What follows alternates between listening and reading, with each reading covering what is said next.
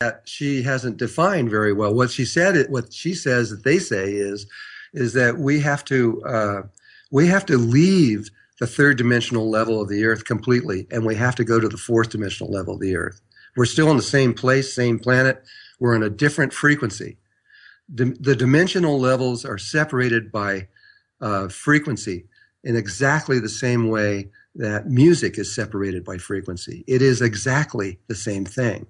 And so when you go from one dimension to the next, you can just look at the chromatic scale and see exactly how the dimensions are separated from each other. And so we have to learn how to change the channel. That's all you do when you change a television channel. Right. You change it and you go to a different wavelength. And our consciousness has to be tuned to a different wavelength, and poof, we're there. We're on it. And okay, that's very interesting. And we're still then part of all the other three dimensions at that point. But does that, how do I phrase it, protect us from the upheaval and cataclysm that's going to happen on the Earth at that On the stage? fourth dimension, it doesn't happen. What's happening there is that everything is in balance and perfect peace. There's no problems. And it only happens on the third dimension of the Earth. And so the Mayans say, and so do the Ascended Masters say, is that everything is set up for the people on the Earth, completely ready for them to make this change. And all it is we have to change something within us. We have to make a change, and we know exactly what that change is. It is not. It's a little complicated, but it's not that hard.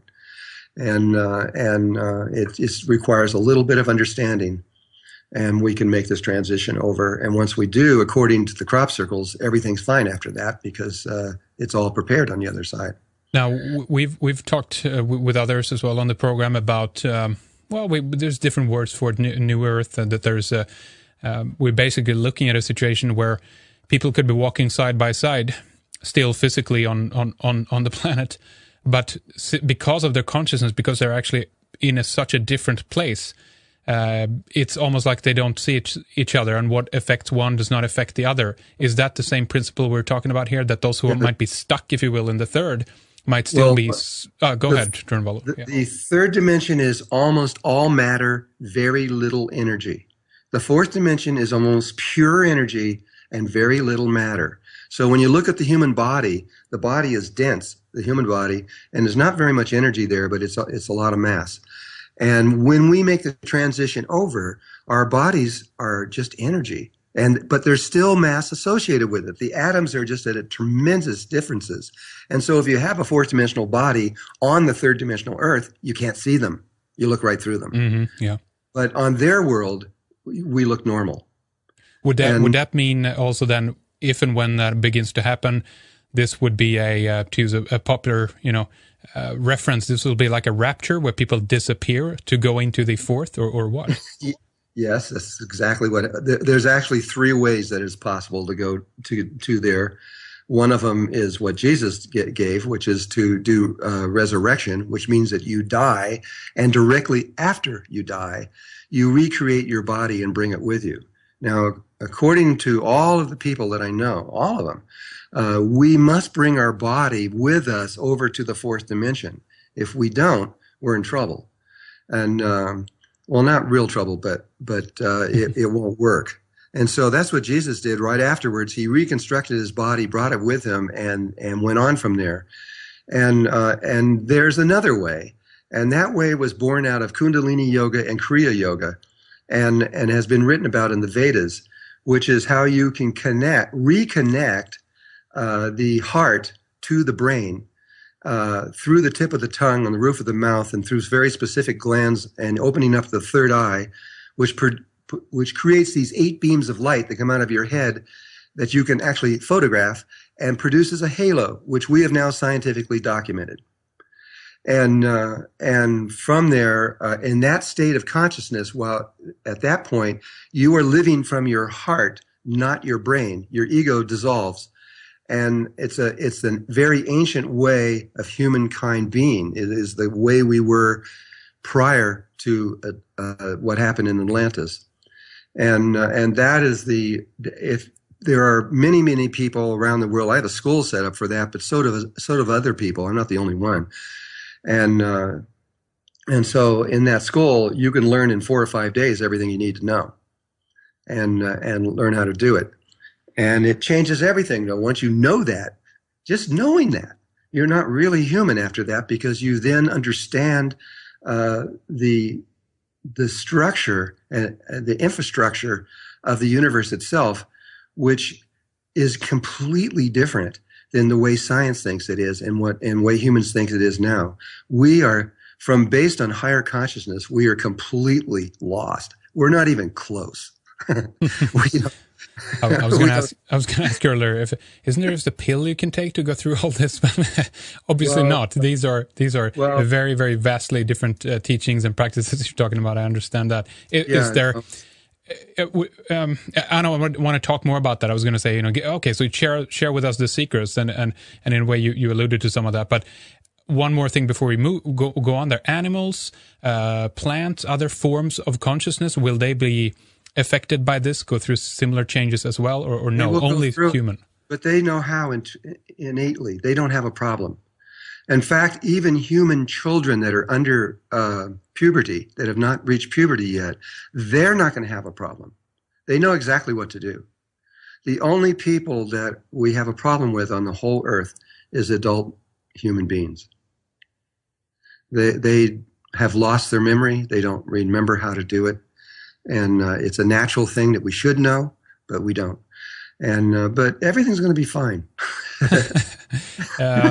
Well, we need to talk more about this, and we're going to carry on here for a little bit longer before we take a break in between the segments. But you mentioned some of the Vedic cycles before. Obviously, the Yuga cycles, and you talked about the precessional cycle. We have people like the Vedic astrologer Swami Sri Yukteswar Giri, I think is his full name, if I pronounced that correct. He kind of connected the precessional cycle with the age of Aquarius, with us going into a new era, and some people have placed this hundreds of years from now. But in your view, do you kind of, is that what's happening? Is that what we're going through, these two connected cycles? Yeah, on December 22nd, 2012, we enter the age of Aquarius.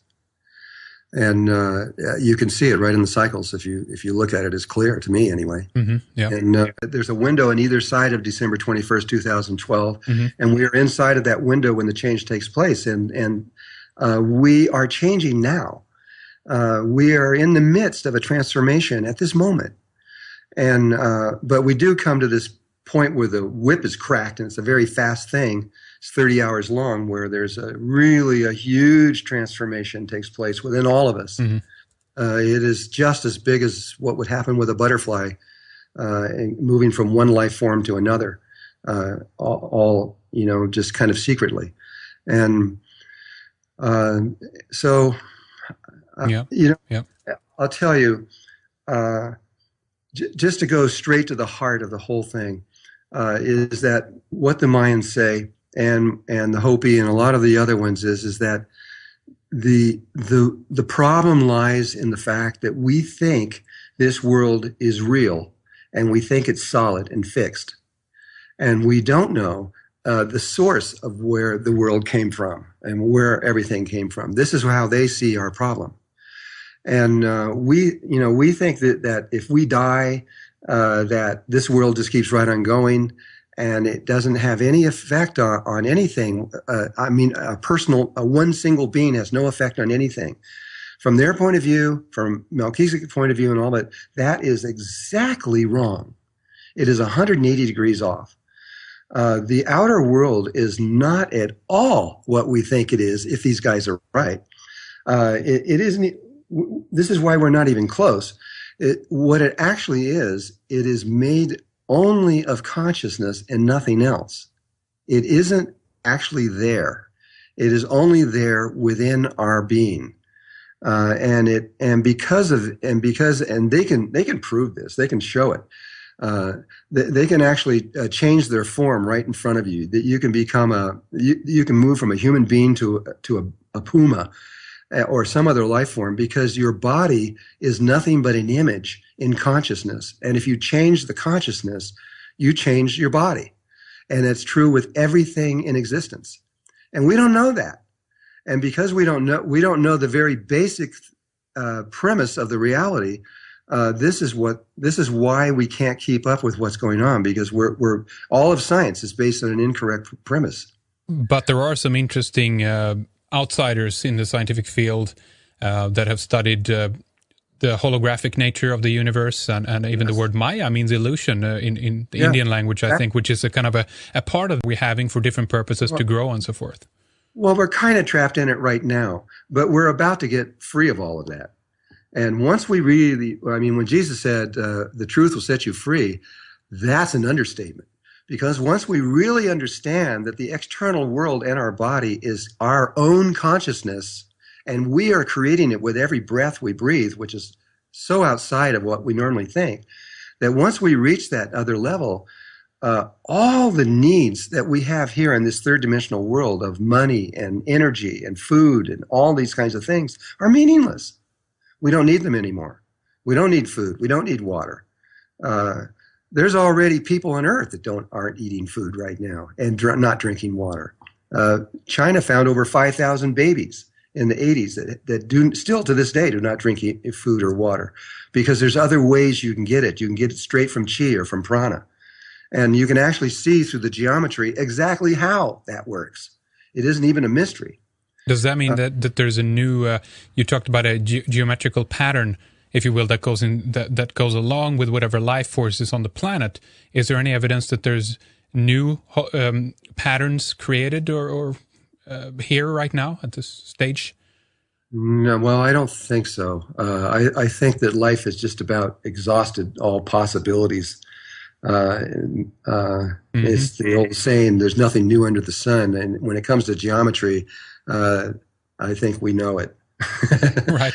Well, I want to ask you a bit later, by the way, Drunvalo, about you've talked much about the flower of life